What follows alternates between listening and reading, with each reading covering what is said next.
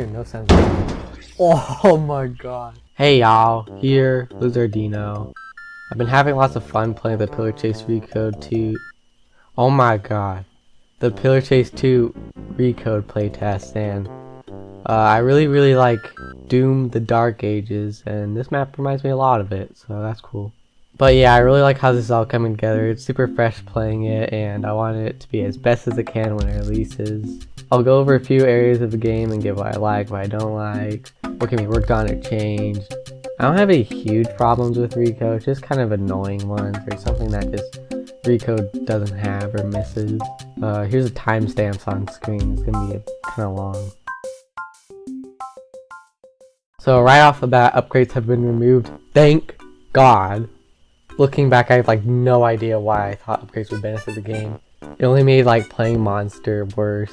They're instantaneous, they're brain dead abilities that survivors can use whenever, and most monsters can't do much of anything about it. Originally Recode had upgrades. I think we only had like Taskmaster and whatever the monster location ability was. Glad we didn't go off from those again, because now we got classes which are less instantaneous, but most of them require the monsters for them to work, which is pretty good at getting the survivors to stay near the monster. I will say though that Usurper, if I was called, is the class that does not do well when near the monster. If you are near a monster such as MX, you are dead, or AO1, stricken, in tank form maybe, out Oni too, you are dead because the block, it keeps you in place and you will likely be grabbed or ragdolled or something. It can be gone Eternal Abyss because that map is pretty open and sends marks as far, but overall it's not a good class. The extra health is nice, but Frontliner is just better with running away and the extra stamina and speed boost, which Usurper doesn't have. So yeah, the blocking part at least needs some sort of faster setup or something else that makes it better. All the other classes are pretty balanced besides when Auxiliary heals someone across the whole map, but those people are actually pretty easy to kill with their high stamina drain. I feel like they are going to be targeted first in the round in the future. In fact, I admit I do that. It's called prioritizing, okay? Just let me kill the survivors I think will hurt my round endgame. Also, Vanisher exists. I rarely see anyone use this class. Maybe because it's like the cloaked upgrade, except both better and worse. You can run with it during use, which is super duper good on closed maps like Dungeon, but you can't regen stamina during this, so it's pretty bad if you're spotted by the monster again. That's all there is with classes. They work much better than upgrades, but I feel like classes as a whole constrict the idea of builds and customization. By that I mean getting creative with testing each combination of perks. The old perks, the old ones, when you could equip 3 of them and they would be gone after you die left game. They were very bad, with usually a big drawback, and you likely died more using them. But I kind of found it fun just mishing and mashing random perks together to see what it would do. It would do horribly, by the way, but I remember using Flimsy and I think Runner and just bullying the hell out of this Nulodicus on Phasma's right with a Doom Fist. I think people could have gotten very creative given enough of these perks. The drawbacks weren't so weakening, and they weren't that so expensive, and that once you bought them, you keep them. I'm not really mad if Blade chose classes because he wanted survivors simpler, because I understand that, but I prefer the potential of making combos that perks could have given. Upgrades have this to an extent, but upgrades are brain dead, let's be honest. Let's talk about maps. This will be much faster since there's only 3 of them in game right now. Okay, so Dungeon, now known as Ancient Dungeon for some reason. Eternal Abyss and Pillars, which is even more of a spaceship than ever.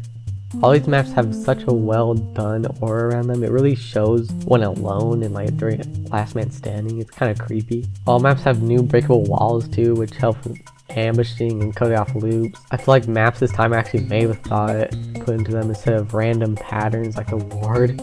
Dear God. Dungeon from my experience is pretty good, but if you come across a stricken or bound, you are dead. The objectives haven't changed much from current PC2, just being longer and having more in quantity. Eternal Abyss though, I have a love-hate relationship with this map. On one hand, I really like the atmosphere. The bodies is the most Doom thing I've ever seen. The objectives are pretty clunky, but it's satisfying and interesting enough. But dear God, This map is either super survivor sided or super monster sided. Monsters like MX do great on this map, as you can't get out of sight from him, but monsters like Stricken struggle. It's just too big and open like mainland get. One part there is slightly closed, windy areas, and there's this big ass beach here that feels like it should be filled to the brim with Californian tourists. There are barriers and random rocks here, but it's weird. You can also get pretty looped on this map at playing as monsters, so good luck. Last map is Pillars, which can be very monster side because of the doors. They take long to open, which will get you hurt or killed, and the same can be said for Monster, but it's mainly if you're getting chased as Survivor. You have to wait for the door. Other than that, map is pretty cool. Both objectives are actually still here in some form from the old Pillars map. They're pretty fun, but the physics for the blue energy things are like too far out. Sometimes they get stuck on walls and objects when you are walking. Also, escapes on the map, terrifying as fuck. When the monster sees that notification, they drop whatever they are doing and is now their mission to stop you or whoever is going to escape. Such a cool mechanic for this map, I love it. I forgot to mention that there are escapes now. They are nice as a secondary objective in getting out of the oh my goodness, sticky situation. That took me a while to pronounce. But they are pretty controversial in the sense that it is less people for the monster to kill. I actually don't think that though, as escapes bring survivors into the group and it's just free kills for me. Good luck on Eternal Abyss, by the way. Trying to escape there is pretty hard, but it's kind of just fun because all the survivors are around the monster. The monster is obviously trying to guard it, and it's a pretty climactic feeling. I really like that. I did have one time though where the escape only had a few seconds left once it activated while I was across the whole map, but I haven't come across that in a bit, so I think it might have been a bug that might have been fixed. I think escapes do need to give more monster points based on how far the round it is, because escapes only give like 5 points I think, and if objectives aren't done or mostly complete, that's a big loss in points for people who escaped early. Especially in a map like Pillars, we can find the code instantly. I think that would balance out escaping since you get more monster points for doing objectives the whole round. Well, that's about it for maps, yeah. Okay, finally now onto the fun part, being monsters. Being able to break through walls, new abilities. Like, look at Aoni. He goes crazy. I don't really have much to say on the monsters, they're just fun to use, and I only have problems with two monsters in particular. A01, or A01, however you pronounce it, and Stricken. I feel like these two guys have no idea what kind of monster they are. Stricken was literally given back the old custers, infecting those around it, which is good for his moveset, but so unfun playing as Survivor. Good luck playing on Dungeon with it. You can consume it, but making Stricken into this Trapper hybrid monster just doesn't do it for me.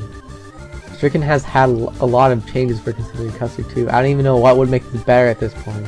The burp is pretty cute though, it's pretty annoying. A01 on the other hand, I already have so many problems with him in current Pillar Taste 2, but he's even weirder here. He's interesting since he works a bit better here on specifically closed maps, and I'm guessing him or Vapor's rework in current Piece 2 before Recode were originally made for Recode because they didn't really get much changes. Maps are better to benefit his abilities, and especially host one, but my god, what did they do with Parasitic Host? It is so bizarre. It literally just makes Illusion Dance more and more useless. Each M1 gives Parasitic Host. Gives! That is insane. You can get host from so easily now. Like, Jenny, what is the purpose of Illusion Dance? It goes through walls, blind survives for a split second, like, and it does, like, next to nothing damage. I think it's only 10. Sludge Whip just does everything better. Good luck heating survivors on Eternal Abyss with it too. Anyone can struggle on that map, but it's so stupid that we've come to this point where Parasitic Host is everything A01 touches. I wouldn't be surprised if A01 is able to use a rock as a host soon. That is bloody lovely! Other than those two weirdos, who I love dearly, the monsters are pretty good and balanced for the most part. Valem might be a little overtuned, but I love his skill ceiling. It is awesome. He feels so much more trickster now. But that's basically all of Recode right now. This video will probably be outdated by then, but I do have some ideas and hopes for what Recode could add in the future, whether that's after release or during development. That would be modifier rounds and special game modes. After playing Dive Death, Baldy Frenzy, I think Pillar Chase 2 is definitely a game that would benefit from these types around. It would happen just like Wadio Clock, happening every now and then. Modifiers could include super speed for survived monsters. Survivor health would probably be half. Juggernaut, one survivor versus all other players using their monster of choice. The survivor would be tanky as fuck. Monster Royale, just have everyone use their monster and fight each other until the last one standing. Like Fortnite. This would probably require coding health to monsters, but I think it could be interesting at seeing which monsters are best against each other. I would say Infection, but Wadio Clock is kind of just that, so I don't know. And maybe something PvE related. Maybe that could be Ultra M. Maybe. So yeah, that's everything I have thoughts on here. Blade, cooking, flights to Recode Land, booking. It's been pretty dry with making Pillar Chase 2 content recently and content as a whole. So I really want to make more of these videos. Sorry for no videos in November, I just really wasn't feeling it. There are more Pillar Chase 2 videos coming, so subscribe if you want to see them. Anyways, yeah, if you enjoyed my ramblings, I'm glad. See ya.